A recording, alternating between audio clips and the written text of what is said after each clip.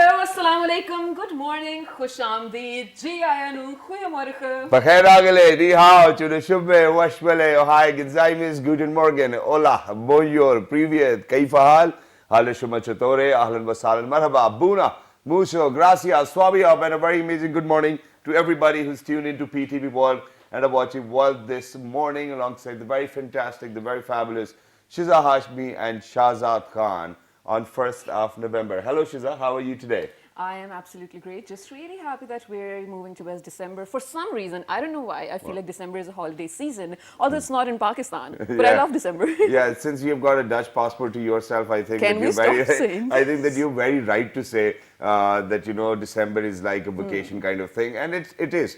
Whenever we think about December, it's like the end of the year. It's a very cozy feeling. Yeah, it has got a cozy feeling because there are a lot of people in front of heaters, and they do not even get out of hot or lukewarm water washrooms as well. But then at the same time, ladies and gentlemen, it's getting colder. We want everybody to keep themselves warm. And if you go outside, please make sure that you wear a cap or muffler or a sock.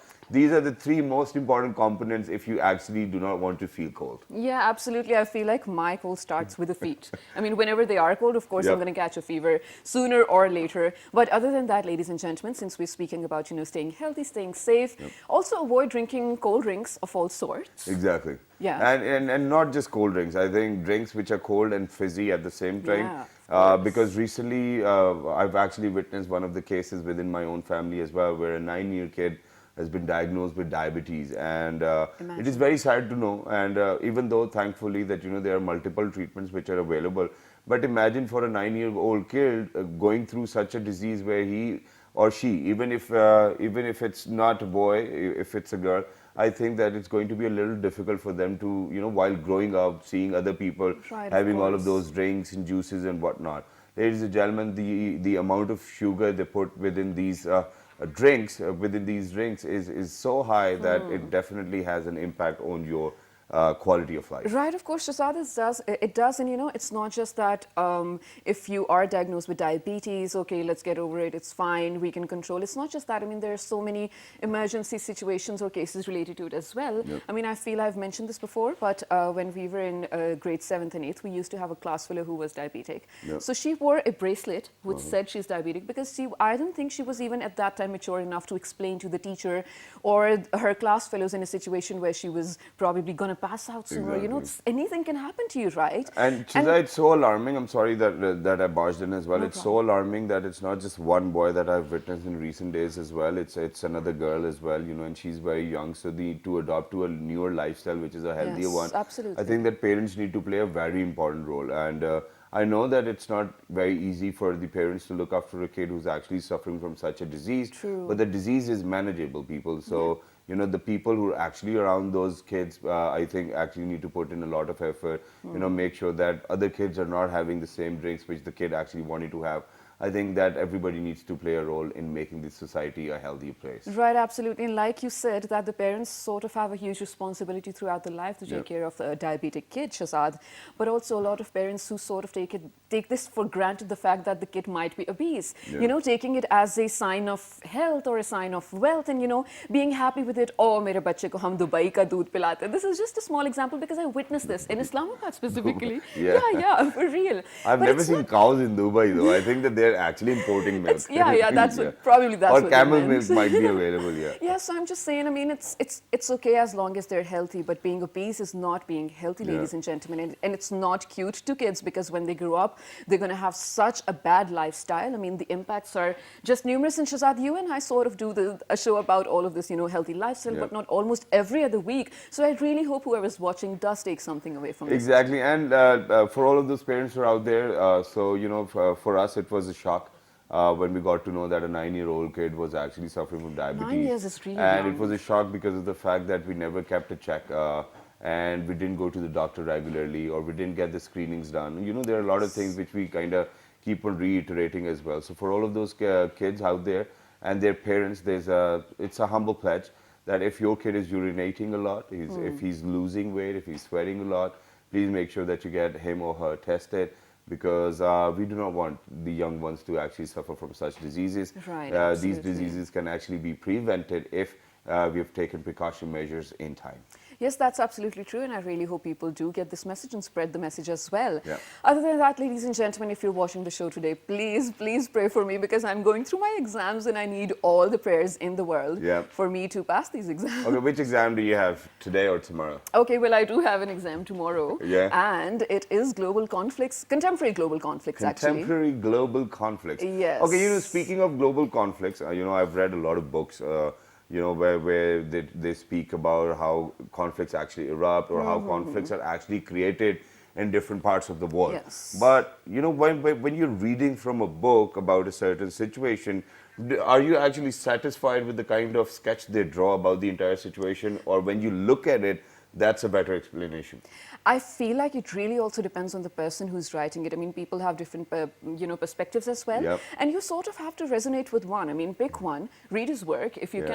can, relate to it and understand it, well and good. Yeah. So that is what I've been doing this, past year as well. Why you? No, this is what I'm going to talk about. So you're obviously going through your exams. You have to read a lot of books. That's different. When you Hate prepare it. for your examination, when you're preparing for your course, that's a very different kind of reading. Yeah, yeah, But, if I speak about or if I ask about you reading books, is that true or not? No, never. You'll never find me reading a novel or probably, I don't know, fictions. Never. Yeah. Why is I that? don't know. Can I be honest? I've never been a reader. Okay. I don't know.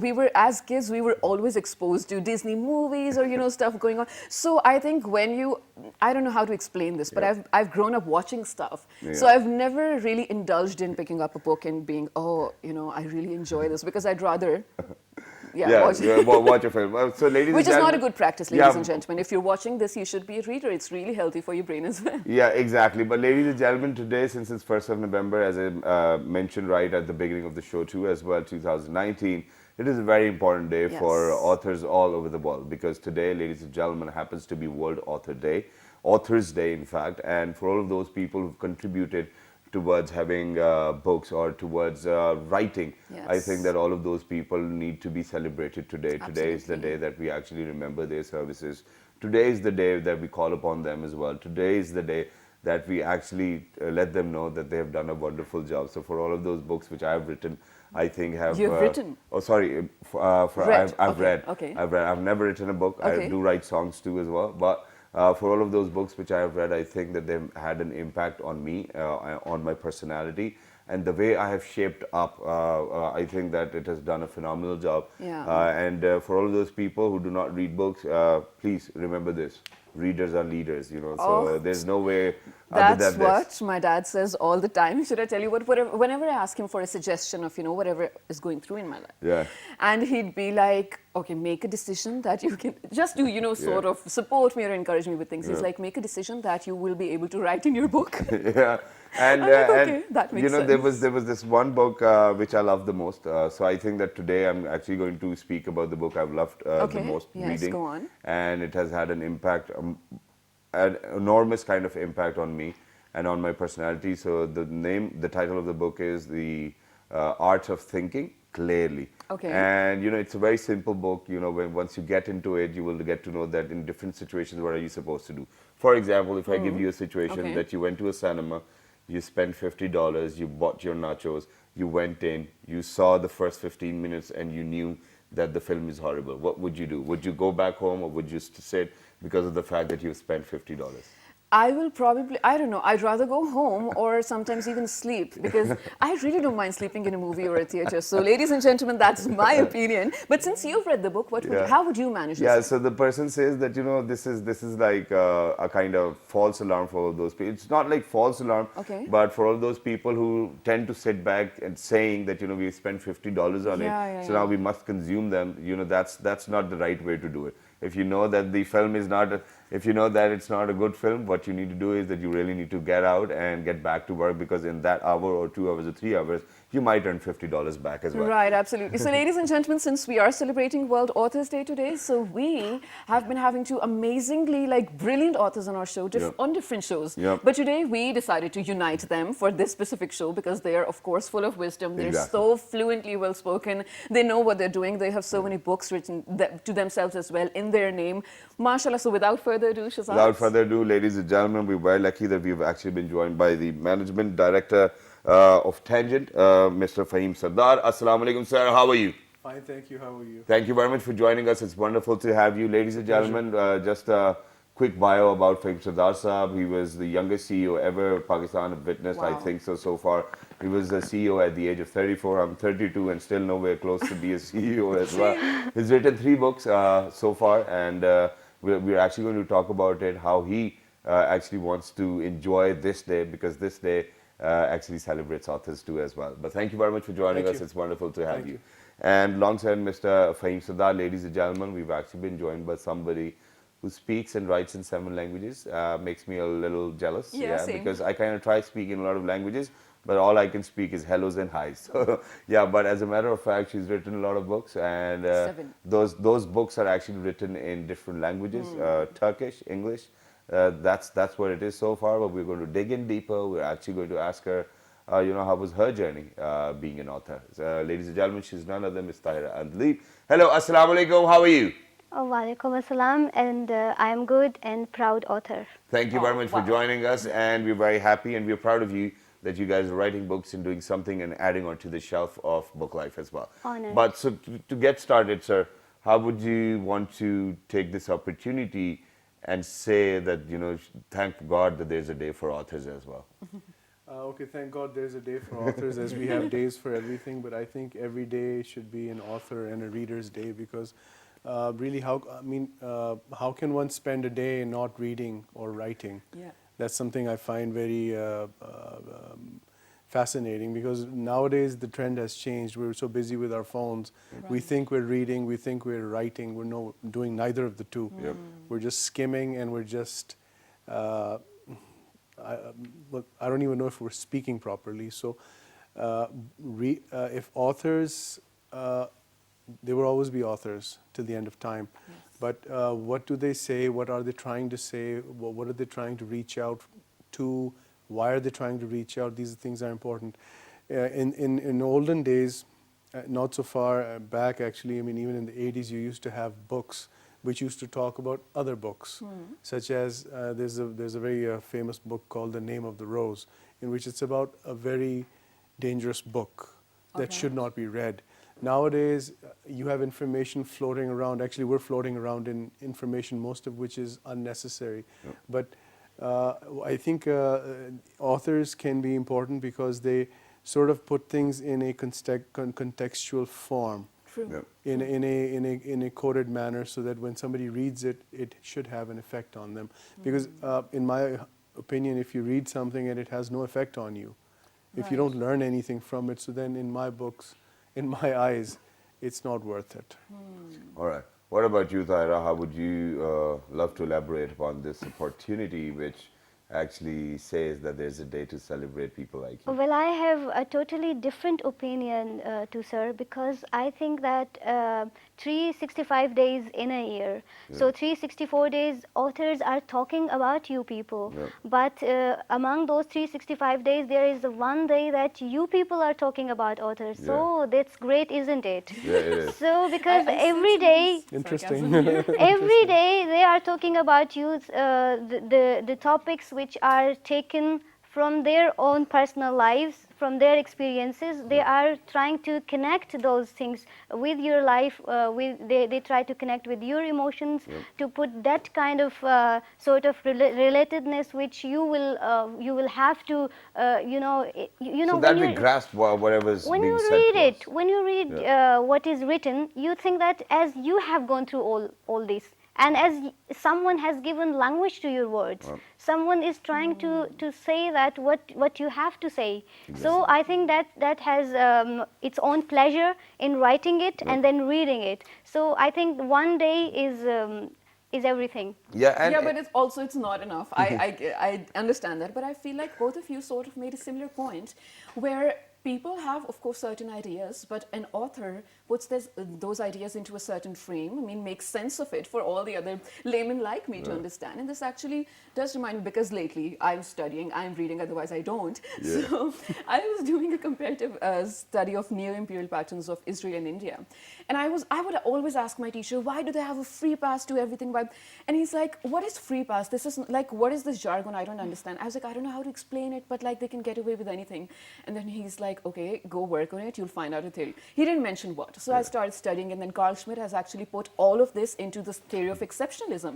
And I was like, okay, long live authors, because he just solved my problem. I mean, people have ideas, but a certain book can actually change your life, or a piece of art, right? I mean, it's literally art. So yeah, I mean, celebrating you guys today. Yeah.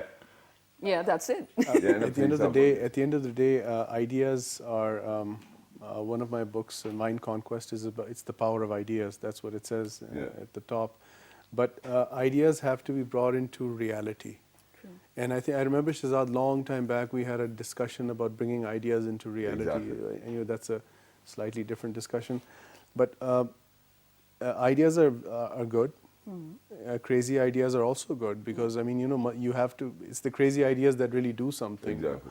But at the end of the day, to put it into some kind of a legible form, so that someone can go through it. I mean, Fermat, he just wrote. Fermat's last theorem is based on his a French lawyer having just written at the side of his papers, his legal papers, a cube plus b cube equals to c cube. It's possible.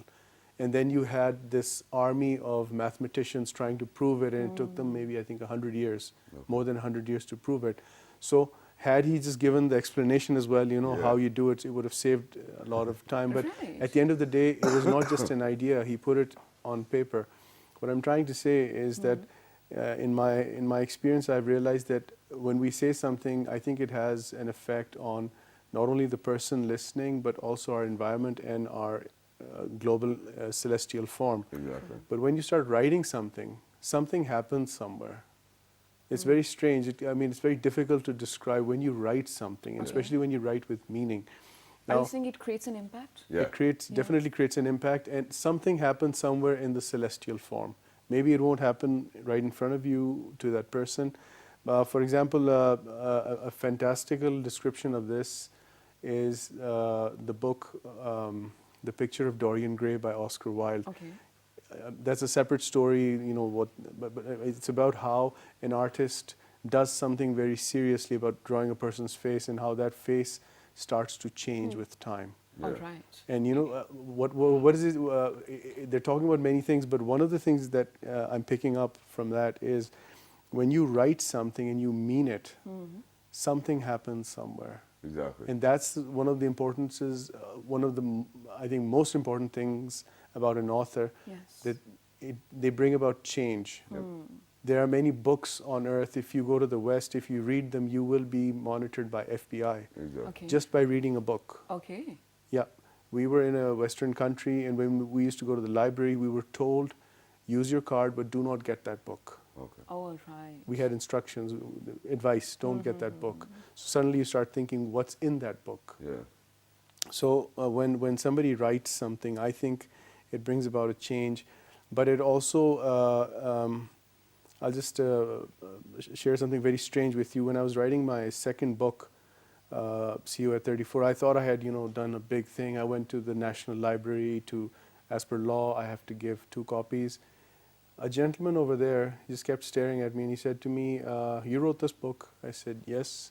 And he says, okay, are you going to write more books? And I go, yeah, I have a plan to write so many books if I can. So he said something very strange to me. He said, when you die, all of your things will be either sold off or thrown out.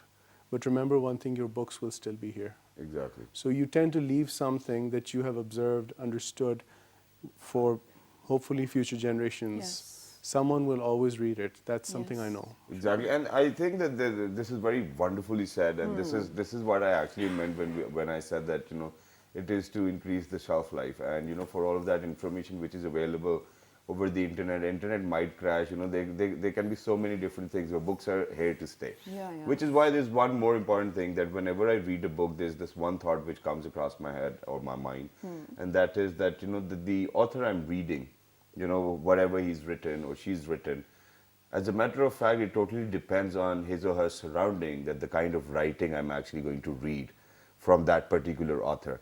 How do you think that it can be applicable to everybody out there who's reading it? Are you saying it's contextual? Yeah, no, the circumstances of any author can be very different. Right. Authors can be rich, poor, they might have gone through a severe injury or probably a lot of different hardships in life, and they will write about their own experiences, and the way they write all of those stories, fiction or whatever it is, you can tell that, that the author probably is living a hard life or a very luxurious one.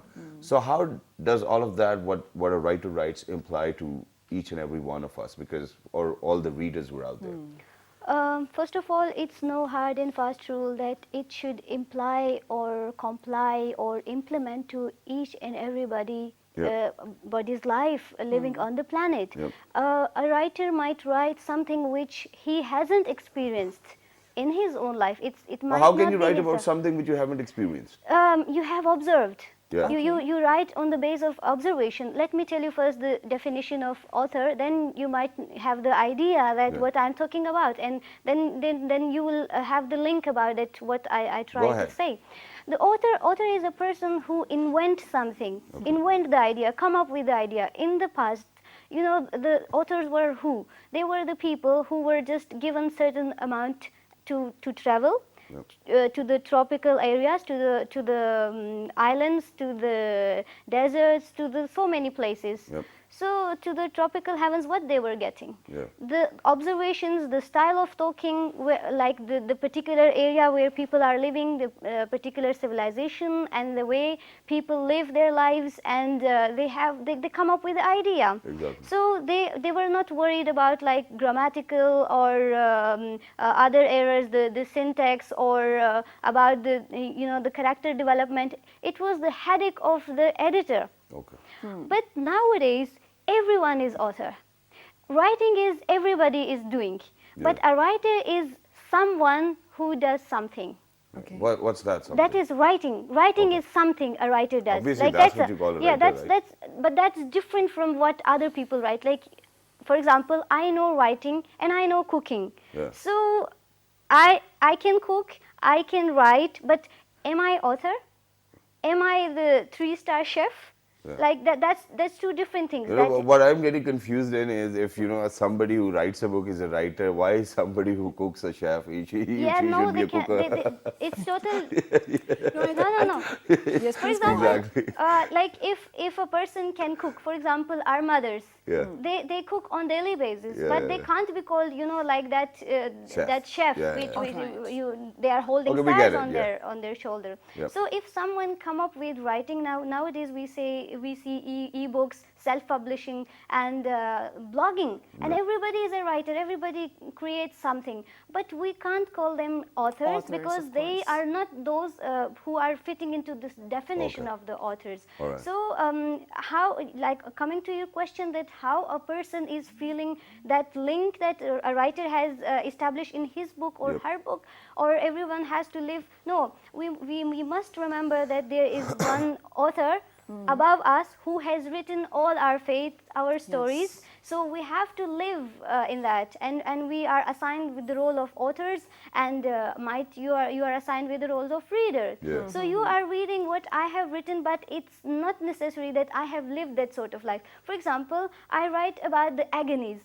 So I haven't gone through, any of these agonies, but you have observed, or that betrayals, or that, but I have observed around me, in my surroundings. There, for example, if my poems, if I recite here, of course, what you are trying to say is that the words which say something about specific culture, my culture, you cannot find it with, here. If writers talk about, if I'm talking with some author, and we are discussing our ideas, my idea is different because my placement, my brought up is different in separate environment. That's what I said.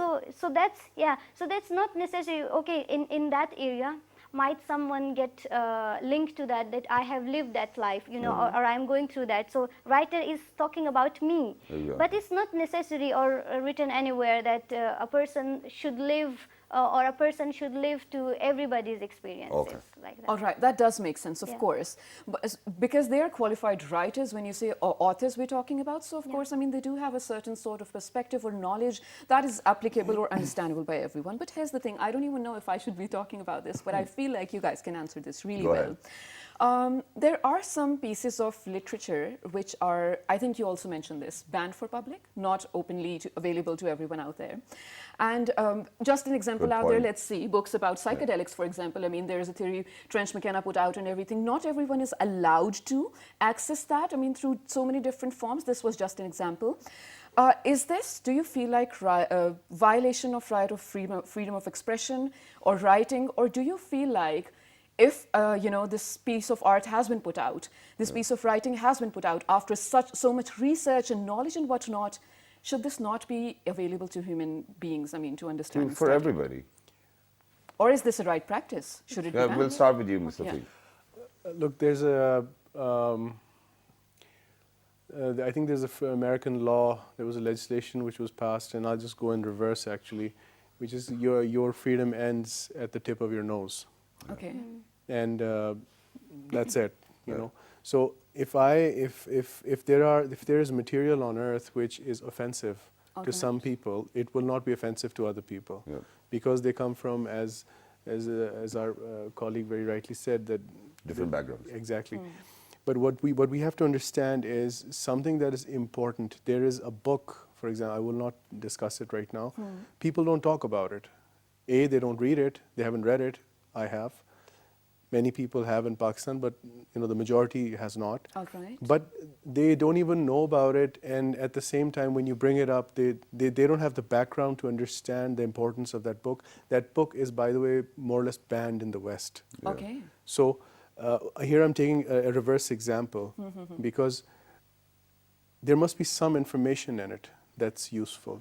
Of course there is. So my point of understanding, you know, when I was speaking specifically about those books that I feel like if there is certainly a kind of information that has been proven, I mean, that is going to be helpful to the humankind as well, I just feel like this might be conspiracy theory. You're containing all that knowledge from the public. I mean, why shouldn't everyone have access to it? You might not be ready for No, it. I'm just saying. I just want to say one thing Yeah, here. please. Look, every society at every stage has a control mechanism. Yes. Every society, come what may, you cannot just allow things to go left, right, center, up or down whenever they feel like.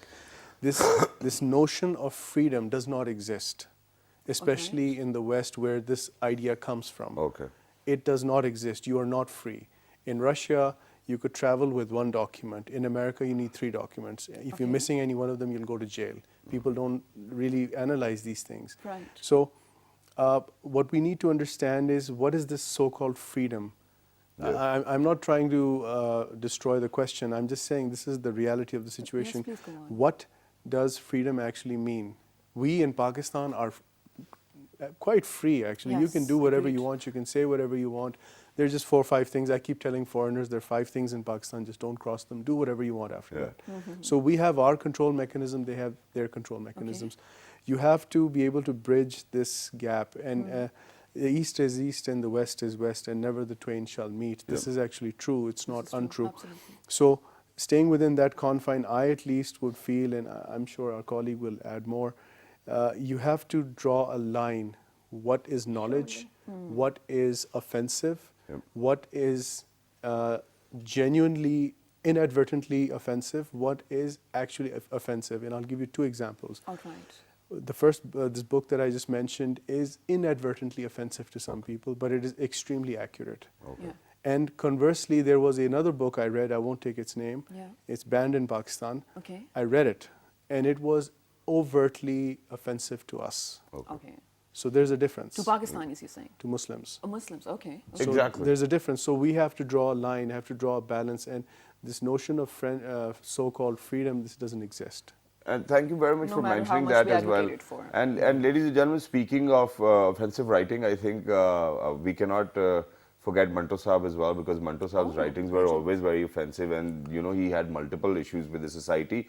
But then at the same time, what Fahim Sardar Saab said, that whatever he said or whatever he wrote was accurate, and there was no second thought about it. But then at the same time, since we're running short of time, we have last 2-3 minutes. There's one more thing which I wanted to ask, that, and it's a pledge that I want all authors out there to actually be non-biased or unbiased as well. We have seen that there are a lot of people who actually write because they have some hidden agendas behind that as well, and that stroke of pen can do wonders. Where Fahim Sardar Sahib even said that once you've written something, it's going to have an impact somewhere in the world. How do you think that we can actually convince or convey this message to all of those people who write, or probably change minds of other people, millions of people, to do it in the best of interest of society? Basically, the idea of that changing someone's life. So yeah, every book can do that. My inspiration was Chicken Soup for Soul. It's not even fiction. Okay. It's not even non-fiction. It's not even something very extraordinary. But it's something very ordinary, some small fragments of stories from daily lives of people, written by people. Yes. Like whatever, they were not authors, they were not that specific authors or celebrated writers, they were not Agatha Christie or J.K. Rowling or Saadat Hasan Manto or not Faiz, but they wrote what their heart said. Yeah. And adding to Sir's point that how it should be, freedom of expression or freedom to write what you feel.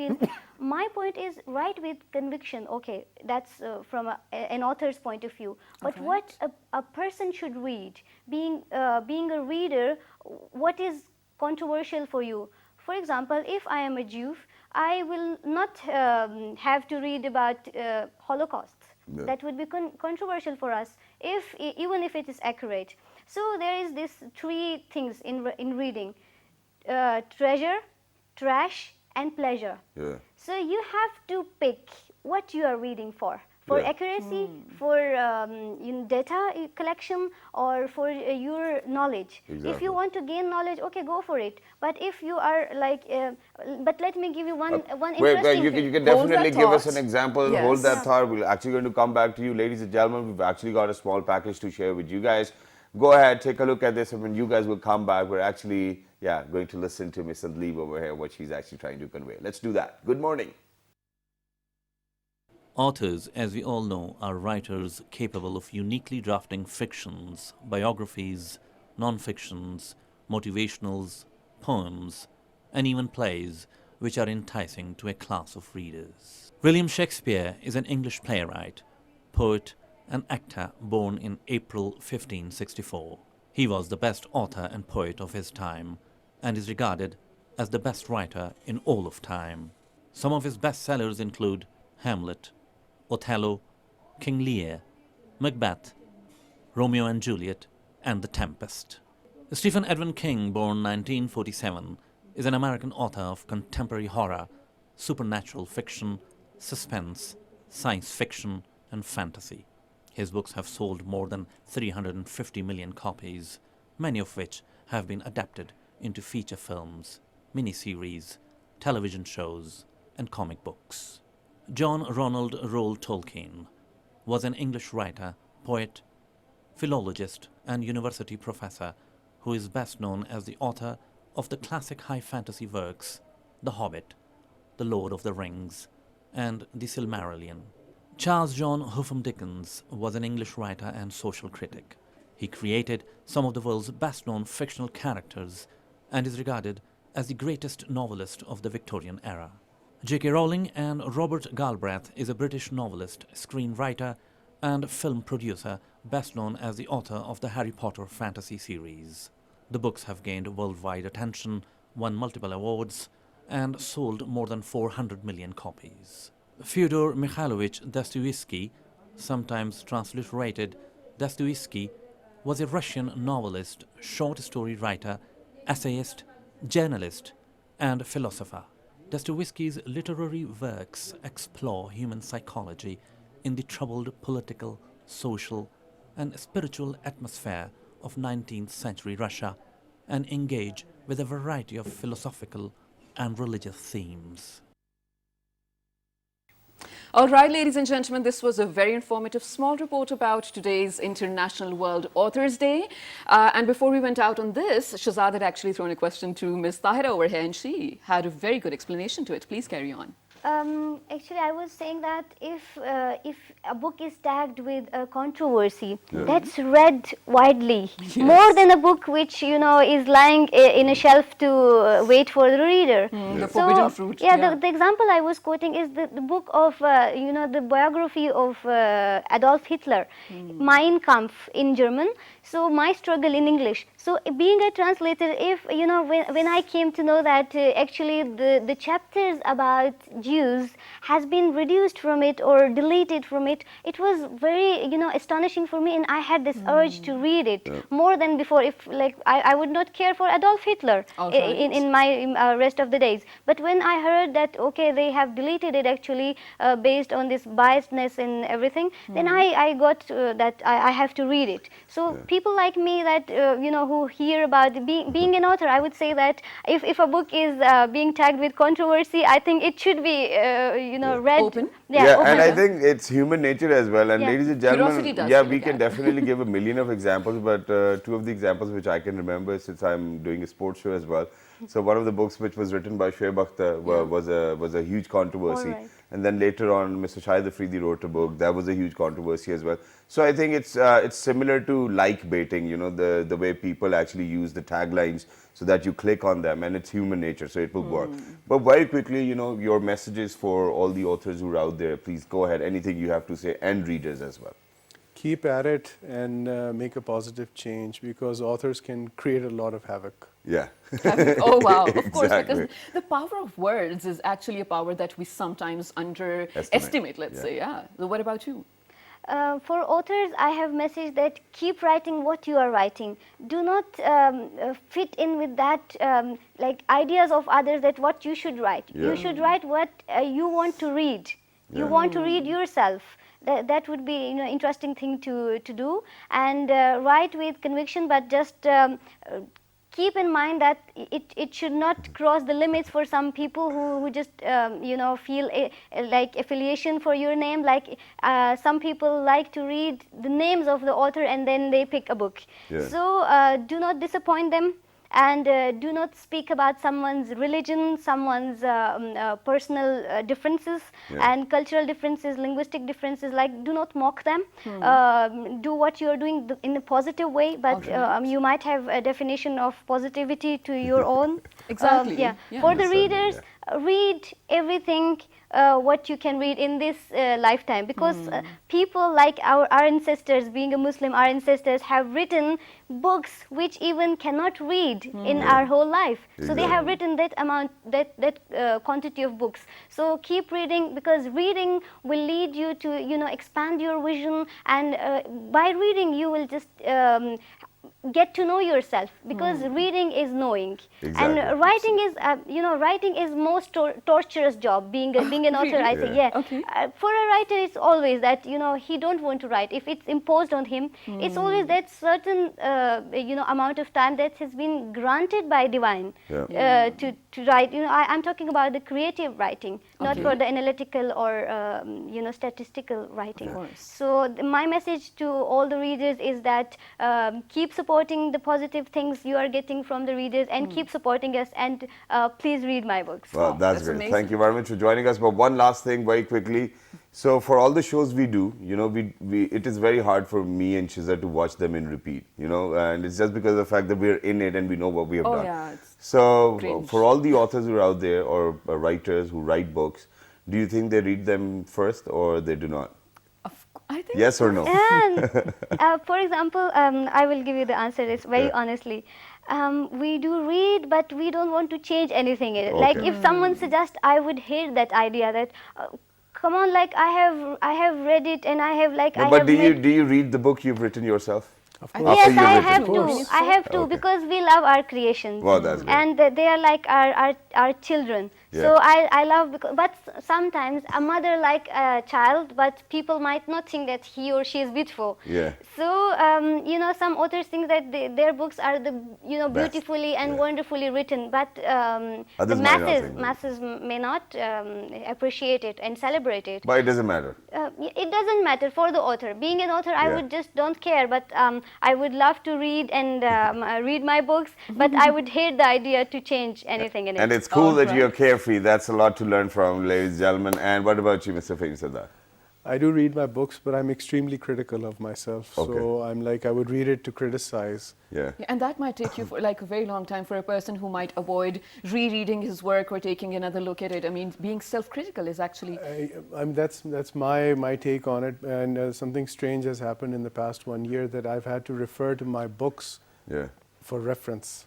Okay. Because what did I write? Because at the time you're researching things and then you write it down and then you forget about it, you move on. Yeah. But I personally would like to read my book to criticize it. Wow. Wow, That's that's great. amazing. Thank you very much for being with us. It was lovely to have you. And for everybody you. who's out there, ladies and gentlemen, we're very short of time. So please make sure that you write to us on our Facebook page, which is with the name of Well This Morning. On Twitter. Well This Morning without a G. on Daily Motion and Also YouTube. World This Morning. And the fabulous repeat is going to be 5 at. past 11 p.m. tonight. Till the next time, 1, 2, 3. Good morning. Read books.